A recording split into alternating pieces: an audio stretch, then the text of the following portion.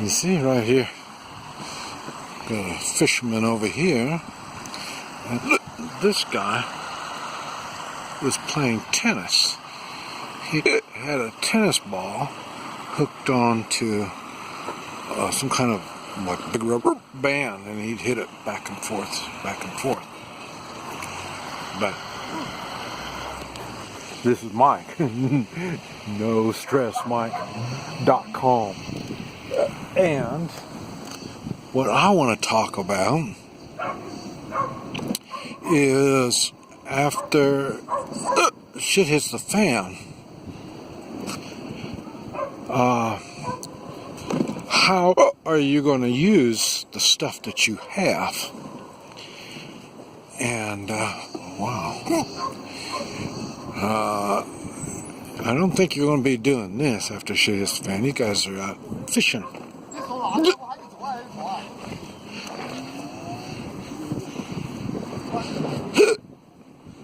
So we got a lot of fishermen out today. But anyway,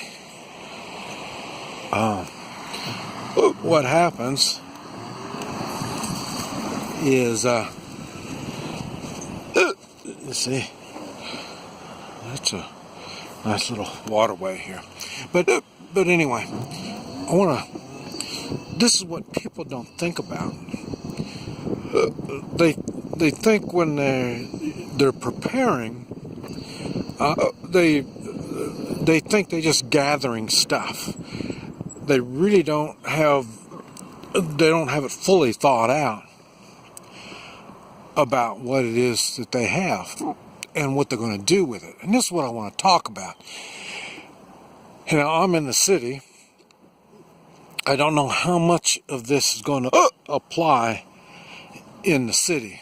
I'm still in shock living in the city, trying to figure out how to survive. And even worse yet, I'm in China in a city. So that makes it even harder. I don't even like thinking about it. But anyway, what happens? The basics, and this is what you hear me talk all the time. Keep thinking simple. It's KISS, KISS. Keep it simple, stupid. Okay, but I don't think people realize what they're doing.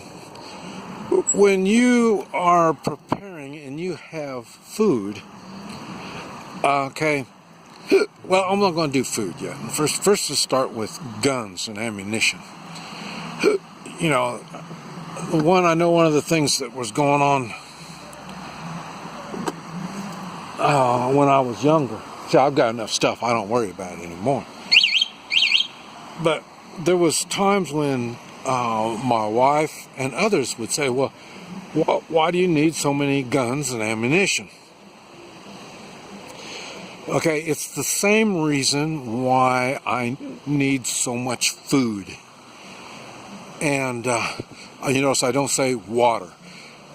And that's because everybody is responsible for their own water, and you should do it through water purification.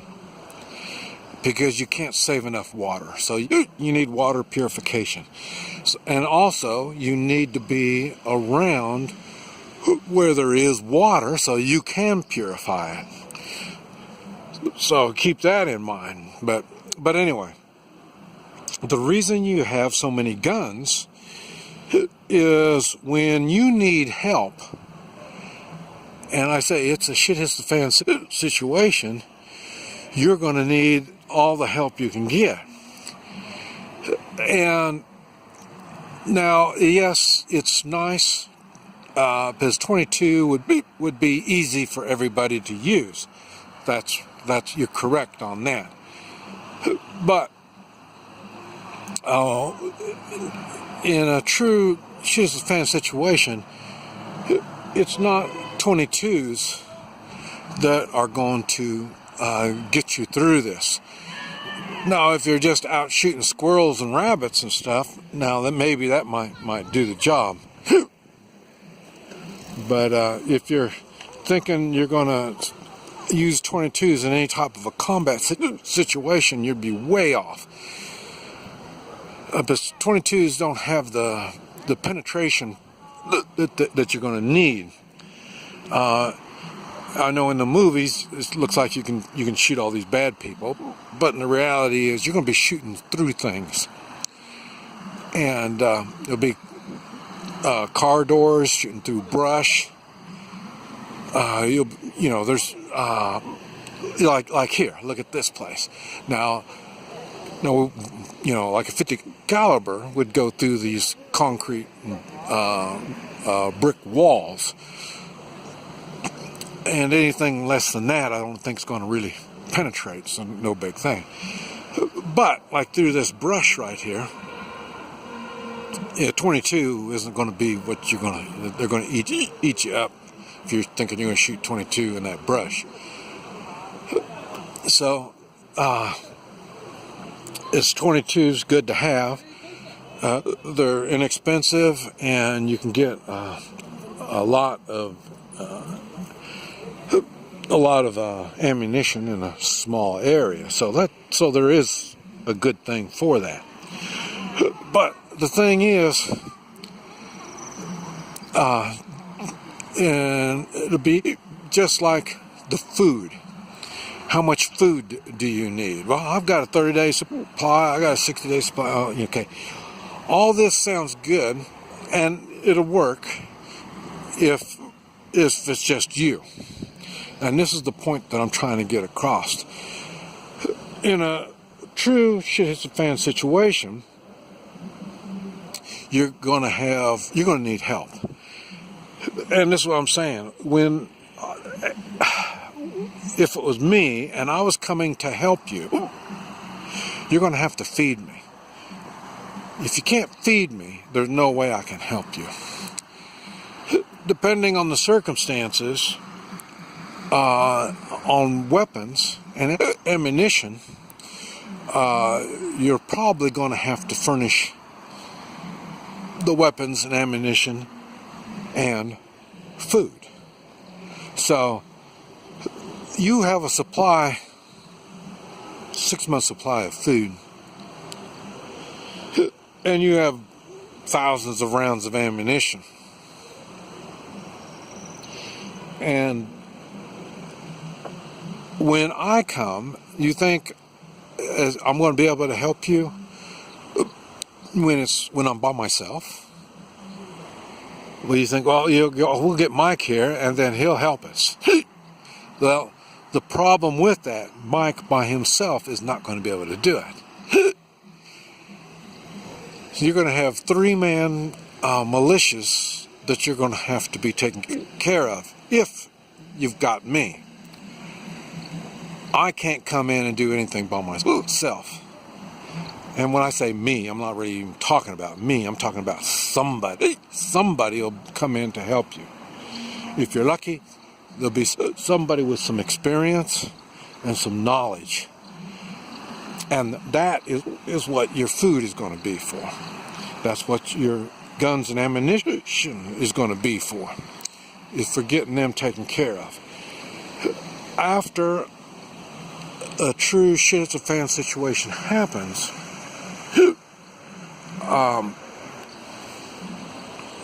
you're not going to have the freedoms that you have now.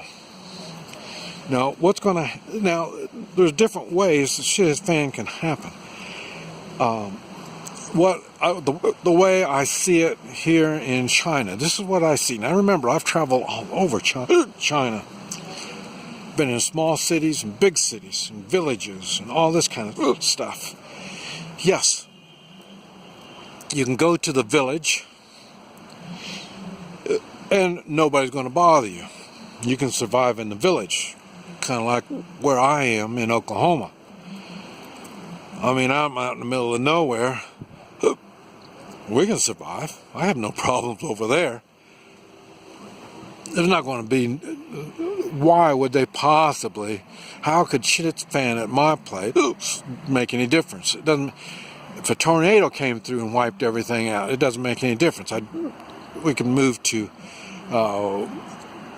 we got relations and friends all over Oklahoma, so we can go to different places. So that's not the big thing.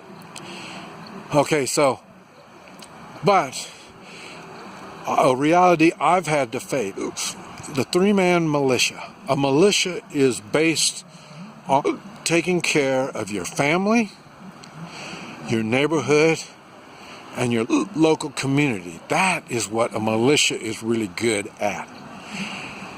Now, what happens when the militia tries to move to a different area? That's when things start changing. And it's about the same as an occupying force. When the military or police or whatever comes into your neighborhood, your community, and they're occupying it, they need resources. They need food, water, guns, and ammunition. They bring their own on all this stuff. Now, the part that you don't understand and people don't think about is the shit hits the fan situation. Venezuela is a very, very good example. They've got roadblocks all over. And what they do is, yes, you're right, they're looking for guns and ammunition. But what they take from everyone is food. This is going to be the end of part 1. It looks like we're going to have to do part 2 on this thing. But anyway, this is Mike, NoStressMike.com.